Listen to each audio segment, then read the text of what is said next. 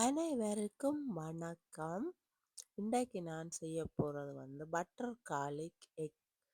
அதுக்காக நான் பட்டர் எடுத்திருக்கிறேன். பட்டர் எடுத்து இது ஒரு ஸ்லைஸ் எடுத்திருக்கிறேன். பெரிய பட்டரில் ஒரு சின்ன பீஸ் எடுத்து ஹீட்டான பேனில் போட்டுருக்கேன். அது மெல்ட் ஆகுது. அப்போ நான் அதுக்காக 3 எக் எடுத்திருக்கிறேன். எடுத்து எக்கை உடைச்சிட்டு அதுக்கு நான் வெறும் சோல்ட்டும் பெப்பரும் மட்டும்தான் போட்டு உப்பும் மிளகும் போட்டுட்டு நல்லா போர்க்கு வச்சு மிக்ஸ் பண்ணி விடுவேன். மற்ற ஆம்லேட்டுக்கு போடுற மாதிரி தான் மிக்ஸ் பண்ணிவிட்டு நல்லா போர்க்கை வச்சு மிக்ஸ் பண்ணி விட்டுட்டு அதுக்கு இப்போ நான் போர்க்கால் நல்லா மிக்ஸ் பண்ணிட்டேன்.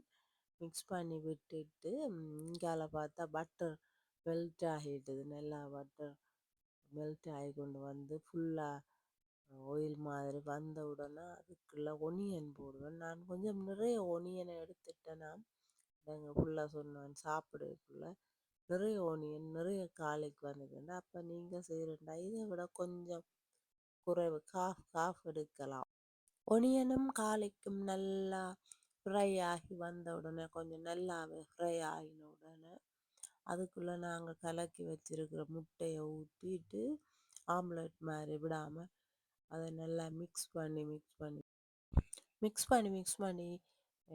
ஃப்ரை பண்ணி எடுத்துட்டு வெளியில் எடுத்துட்டு அதுக்கு மேலே ஒரு ஸ்லைஸு சீஸ் போட்டு நான் செடர் சீஸ் போட்டு அந்த சூட்டுலேயே அந்த சீஸ் மெல்ட் ஆகின உடனே அதை போக்க வச்சு மிக்ஸ் பண்ணிவிட்டு சீஸ் எல்லாம் ஃபுல்லாக எக்கோட மிக்ஸ் ஆகிடும்.